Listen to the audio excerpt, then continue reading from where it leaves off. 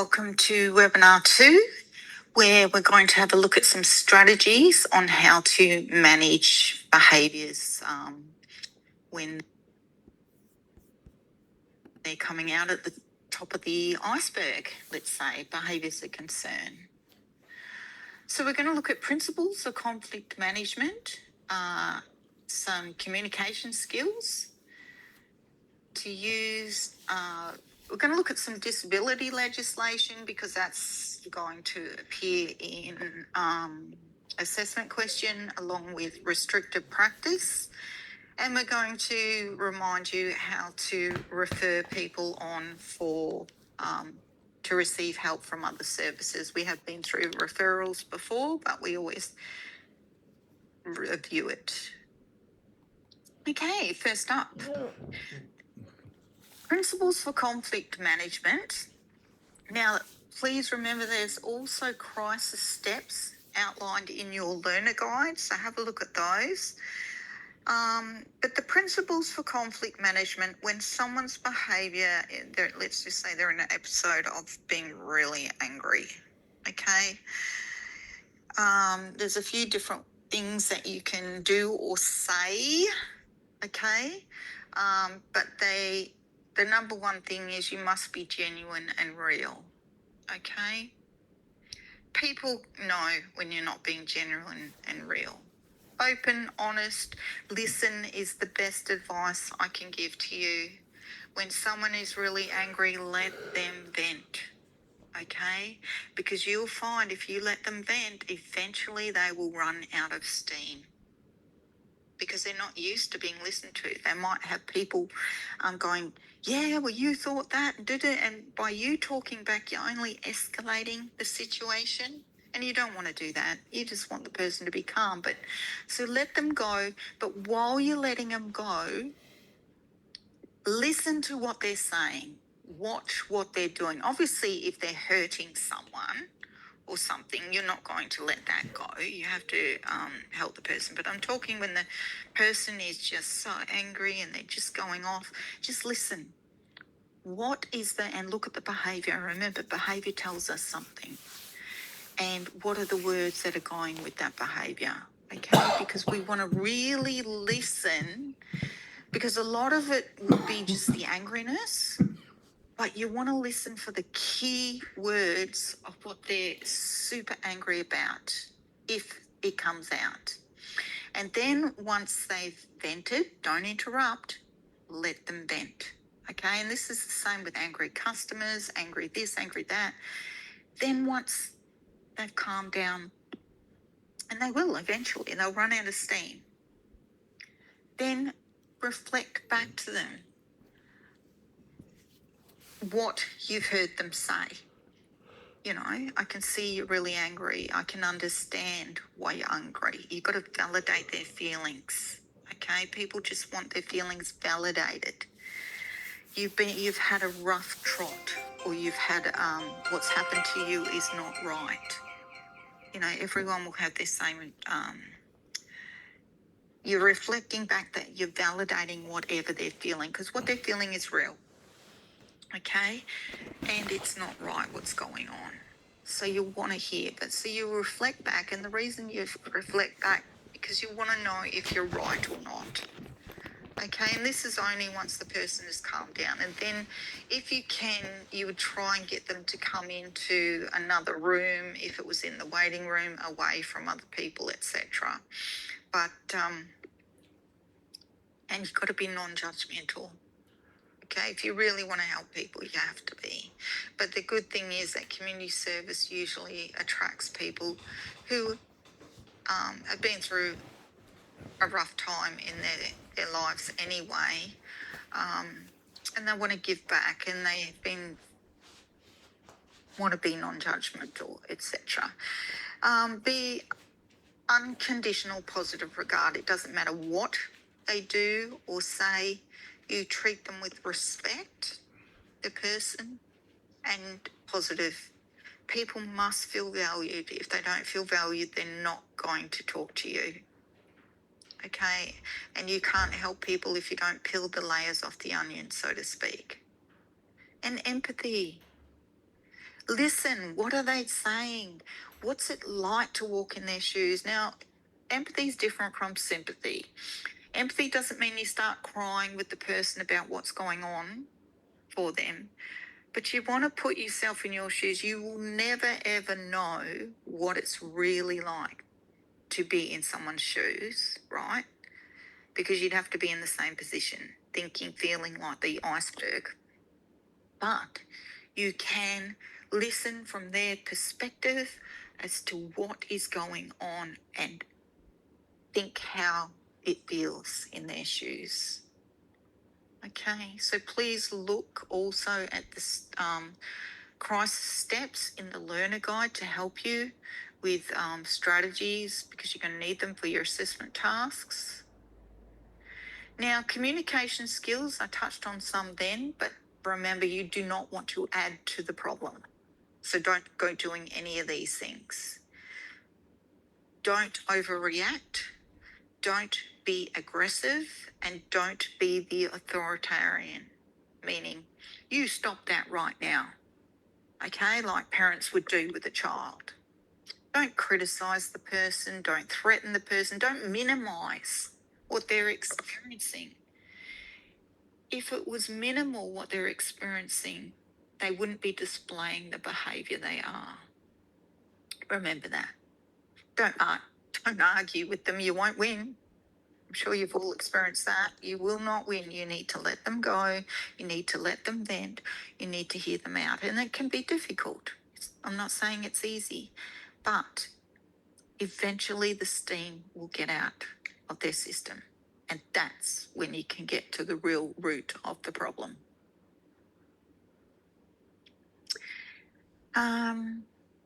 Here are some effective communication skills that help de-escalate this situation. Remember, there's more in the learner guide.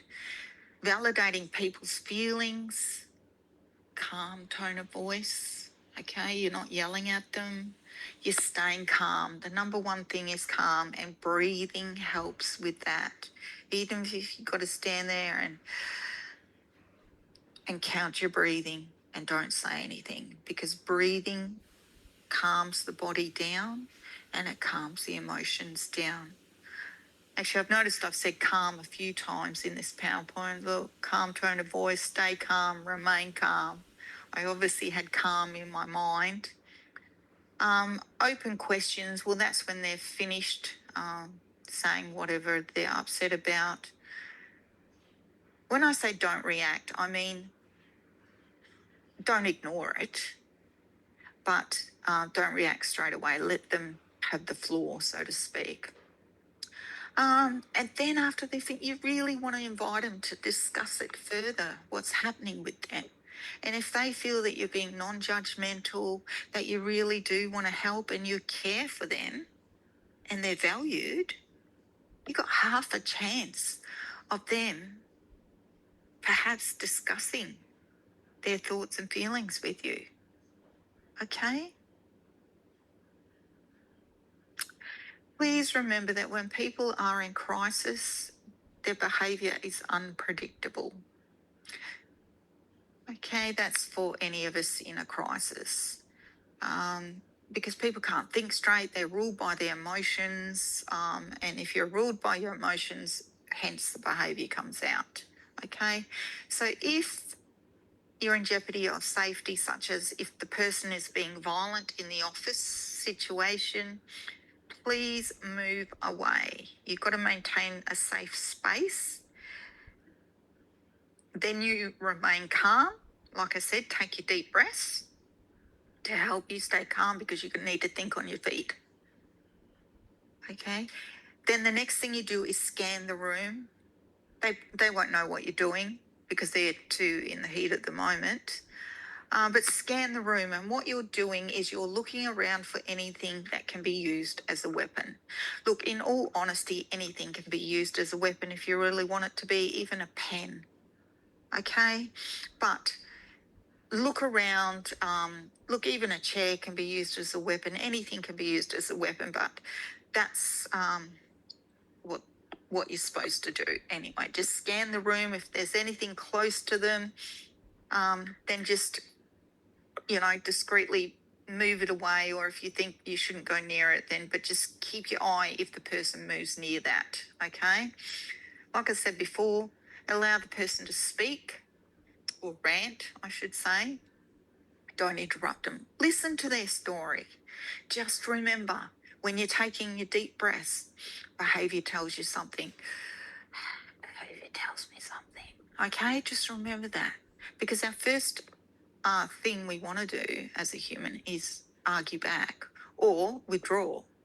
Depends on your personality. But we really want to understand people. And this is something you can practice with your children, with your family members, with your friends, anyone. Okay? And don't raise your voice. Calm voice, calm tone. So the skills are pretty much the same, really.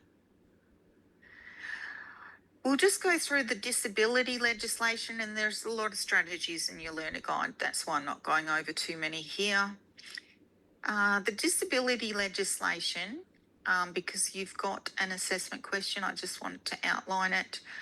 We've got the Disability Services Act, 2000. So we've got a Queensland Act, we've got a Commonwealth Act, which is to do with the insurance scheme, and then NDIS is Commonwealth means Australia-wide, Queensland is statewide, and then we got the Disability Discrimination Act 1992. So I've just put little pictures here just so you can see. Every piece of legislation is either Commonwealth, which is Australian, or Queensland, and you can tell by the logo, and this is how they appear at the end.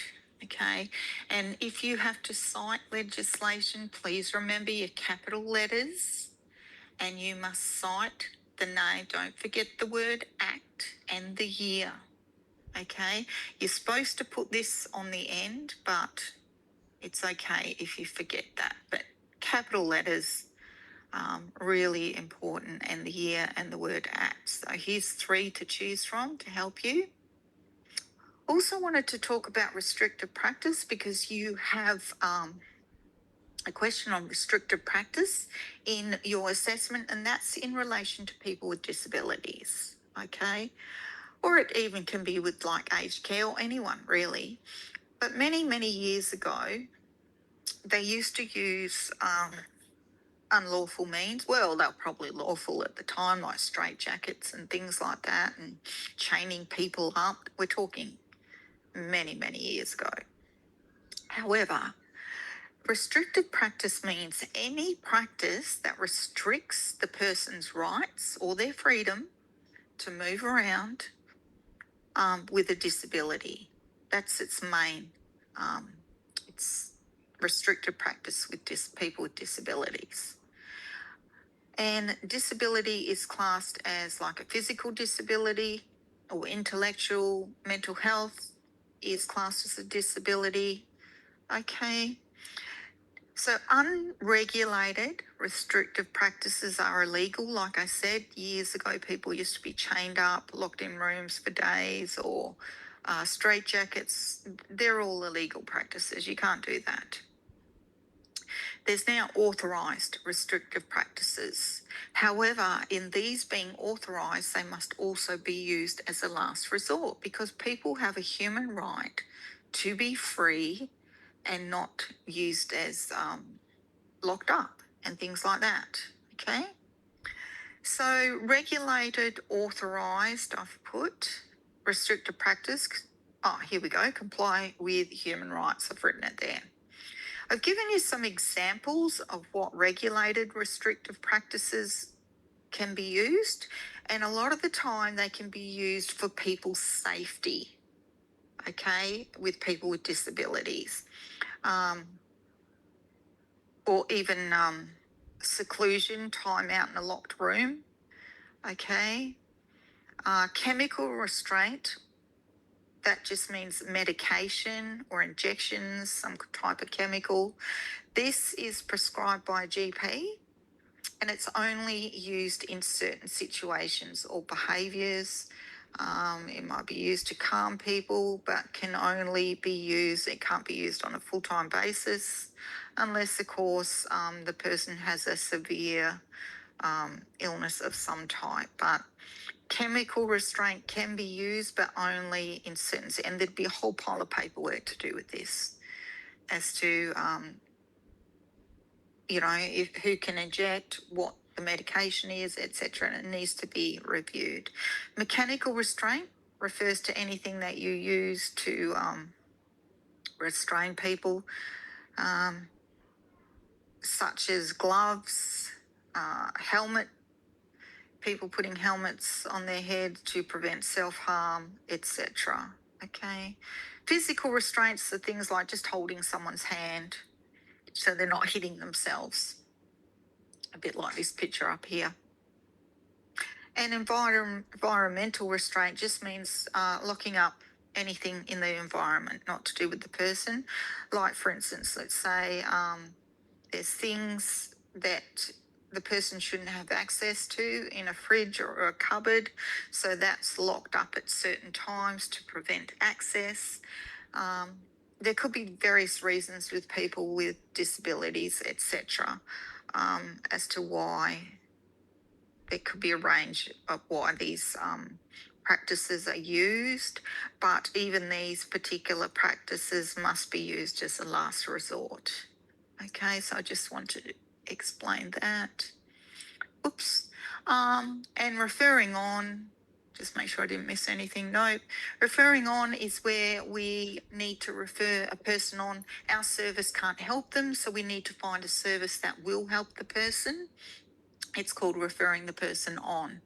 So we need to find a service that is accessible to the person, meaning where is it located? Because there's no point in sending a person to a service that is about 3-hour bus trip away, okay? And then they've got to get home, so it's an all-round bus trip to get there. You want to make sure that it's, the good thing is a lot of services are near bus routes or train routes, so people can access them. Always think, how will the person get there? Do they have a vehicle? Do they catch the train, etc.? Because you would need to ask the person these questions because you really want to make it easy for them to get there, and you really want them to get there and get the help they need. What are their cultural needs and preferences? For example, if they are Aboriginal or Torres Strait Islander, would they prefer to meet with those workers and go to one of those services, which they will most likely want to? So please ask what their preferences are. Don't just assume. They may not be worried, so always ask. What's the eligibility criteria? Meaning, you should be familiar with this term by now. Eligibility criteria is something that every service has, such as age group, what age groups can access the service, what gender can access the service, how much can you only people from a certain location or area or suburbs access this service? It's all listed on their website, okay? How does the organisation like to receive referrals? A lot of the time it's on a database these days, or perhaps emails. Some services might still use the old-fashioned forms, complete the forms, and then scan and email these. Gone are the days where we post and fax. And another thing, before you even start locating a service at someone, have they used any other services prior? That's important to know, because if they have, the next question you're going to ask is, okay, so how did you find that service? And they say, wow, it was really good. I really liked it. Would you like to go back there? Yeah, I'd like that. Or, no, it was horrible. I didn't get any help at all. Well, you know that you're not sending them there. Always get a consent form. You should be very familiar with getting consent forms. Fully explain to the person the reason you need to sign the consent form, because you need to pass their personal details onto other services, and you can't do that without consent. And also explain what happens with their information. Just say, well, look, it's only used for the purpose of the referral, and we store all your personal information securely on our computer, or however they do it. So that's it for these webinars, and please ensure that you view the assessment guide webinars to help you with those. Thank you.